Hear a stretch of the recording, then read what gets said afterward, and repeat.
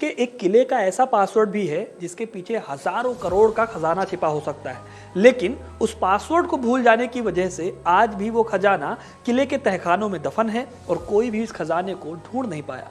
कई साल की कोशिशों के बाद एक छोटा सा हिस्सा इस खजाने का मिला भी, लेकिन कहा जाता है कि पूरा खजाना आज भी नहीं मिल पाया है।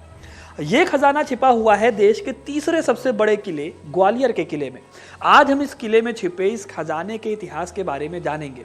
किसने छिपाया था ये खजाना और क्यों छिपाया था, इस किले को किसने बनवाया था, और सबसे बड़ी बात कि उस खजाने का क्या हुआ जो यहाँ से मिला था। इन सारे सवालों के जवाब आपको इस वीडियो में मिलेंगे, तो वीडियो को अंत तक जरूर देखिएगा।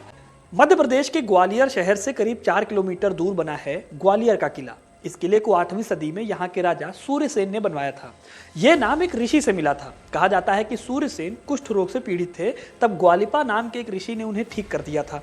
फिर उन्हीं के नाम पर इस किले को बनवाया गया। 7वीं सदी से लेकर मुगल काल तक और फिर आज़ादी के टाइम तक कई राजा इस किले में रहे। यहाँ पर कई ऐतिहासिक स्मारक जैसे कि बुद्ध जैन मंदिर और महल मौजूद हैं, लेकिन जो एक चीज़ यहाँ की सबसे बड़ी खासियत रही वो है यहाँ का खजाना। लेकिन ये खजाना यहाँ पर आया कैसे, इसकी कहानी भी बहुत दिलचस्प है। ये कहानी जुड़ी हुई है ग्वालियर के सिंधिया राजघराने से। वही सिंधिया राजघराना जहाँ से बीजेपी के नेता ज्योतिरादित्य सिंधिया आते हैं। इस राजघराने ने यहाँ कई सौ सालों तक राज किया और फिर भारत में शामिल हो गया। इसी सिंधिया राजघराने ने किले में इस खजाने को रखा था। 18वीं सदी की शुरुआत में रानोजी सिंधिया ने इस राजघराने की नींव रखी थी। कहा जाता है कि वो पेशवा बाजीराव के एक सेवक हुआ करते थे। एक बार पेशवा अपने तंबू से बाहर निकले तो उन्होंने देखा कि रानोजी उनकी चप्पलों के साथ सोए हुए हैं। अब उनकी स्वामी भक्ति से पेशवा इतने खुश हुए कि उन्हें अपना पर्सनल बॉडीगार्ड बना लिया। फिर रानोजी तरक्की की सीढ़ी चढ़ते चढ़ते एक ताकतवर जनरल बन गए और साल 1731 में उन्होंने उज्जैन को अपनी राजधानी बना लिया। 18वीं सदी के मध्य में जैसे जैसे पेशवा ताकतवर होते गए, रानोजी की ताकत भी बढ़ती गई और आगे चलकर उनके वंशज और भी ज्यादा ताकतवर हो गए। साल 1810 में दौलत राव सिंधिया के काल में सिंधियाओं की राजधानी शिफ्ट होकर ग्वालियर हो गई और ग्वालियर का वो किला जिसे सूर्यसेन ने बनवाया था, वो किला इनके पास आ गया। जब सिंधिया ताकतवर हुए थे तब उनके पास युद्ध से कमाई हुई बहुत सारी दौलत जमा हुई। ये दौलत मराठा पेशवा दूसरी रियासतों से इकट्ठा करते थे। सिंधिया राजाओं ने इस खजाने को ग्वालियर किले के तहखाने में छिपा दिया। इस खजाने को गंगाजली नाम दिया गया। खजाने तक पहुंचने के लिए एक पासवर्ड होता था जो सिर्फ राजा और उसके बेहद खास 1 से 2 लोगों के पास ही होता था। जब महाराजा गद्दी छोड़ते थे तो नए राजा को पासवर्ड दे देते थे, लेकिन इसी बीच पासवर्ड ट्रांसफर करने की ये कड़ी टूट गई और पासवर्ड खो गया। हुआ यह कि साल 1843 में जब जयाजी राव सिंधिया महाराजा बने तो उन्हें यह कोड मिला था। बिना इस कोड के खजाने को ढूंढना इम्पॉसिबल था। यही वजह है कि 1857 के विद्रोह के टाइम पर जब रानी लक्ष्मीबाई ने भी इस खजाने को ढूंढना चाहा तो उनको भी ये खजाना नहीं मिल पाया था। इसी बीच जयाजी राव को विद्रोह के चलते किले को छोड़ना पड़ा। विद्रोह जब खत्म हुआ तो किला चला गया अंग्रेजों के पास। फिर साल 1886 तक ये किला अंग्रेजों के पास ही रहा। द चैम्बर्स जर्नल नाम की एक ब्रिटिश मैगजीन में एक आर्टिकल छपा। इसमें बताया गया कि अंग्रेजों के कब्जे के दौरान जयाजी राव के पास पैसे की काफ़ी किल्लत हो गई थी और वो किसी भी तरह से इस किले को वापस पाना चाहते थे। आखिरकार साल 1886 में उन्हें किला वापस मिल गया। कहा जाता है कि किला वापस मिलते ही उन्होंने इस बात की तस्दीक की कि कहीं खजाना अंग्रेजों के पास तो नहीं चला गया।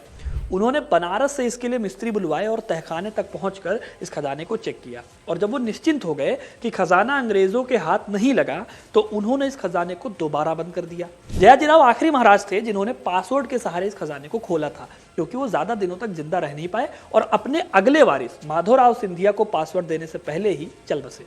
तब माधोराव सिंधिया छोटे थे, हालांकि उन्होंने बचपन से ही इस खजाने की कहानियां सुन रखी थी। जब वो थोड़ा बड़े हुए तो उन्होंने इस खजाने को ढूंढने की ठानी, लेकिन पासवर्ड तो था नहीं, तो खजाना तक पहुंचा कैसे जाए। कहा जाता है कि इसी बीच में एक ज्योतिषी ने एक शर्त पर खजाने का रास्ता बताने की बात कही। शर्त यह थी कि उन्हें आंख पर पट्टी बांधकर, महाराज को आंख पर पट्टी बांधकर खजाने तक जाना होगा। माधवराव अपने पूर्वजों के खजाने को देखने के लिए करने को तैयार हो गए।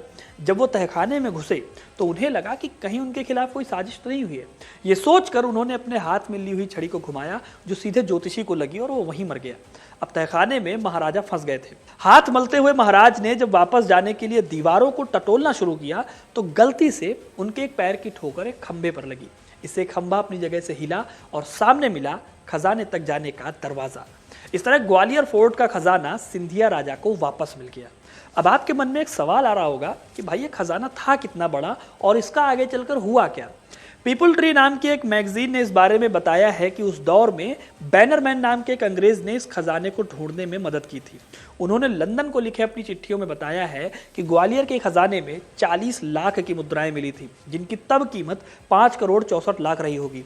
यही नहीं, 14,720 हीरे, 37,667 मोती, 11,000 माणिक और कई हजार जवाहरात भी यहाँ पर मिले। आज के टाइम पर इनकी कीमत हजारों करोड़ रुपए होगी। आगे चलकर इस खजाने को माधवराव ने कैश में बदलवा दिया। जानते हैं क्यों बदलवाया? क्योंकि इस खजाने की खोज से वो थक भी गए थे और बहुत ज्यादा परेशान भी हो गए थे। इसलिए खजाने के पैसों को कैश करवाने के बाद एक समझदार इन्वेस्टर बनकर उन्होंने कई सारी कंपनियों में ये पैसा लगा दिया। तो दोस्तों, कुछ इस तरह से ग्वालियर फोर्ट का खजाना ढूंढा जा सका, लेकिन अभी भी कई लोग मानते हैं कि इस खजाने का एक बड़ा हिस्सा आज भी ग्वालियर फोर्ट के तहखानों में बंद है और कहीं दफन है। हालांकि माधवराव सिंधिया के बाद इस खजाने को दोबारा ढूंढने की कोशिश नहीं हुई। अब ये खजाना आज वहां है या नहीं, आपको इस बारे में क्या लगता है, हमें कमेंट करके जरूर बताइएगा। इस वीडियो को लाइक और शेयर करना ना भूलें और ऐसी ही इंटरेस्टिंग कहानियों के लिए सब्सक्राइब जरूर करें। धन्यवाद।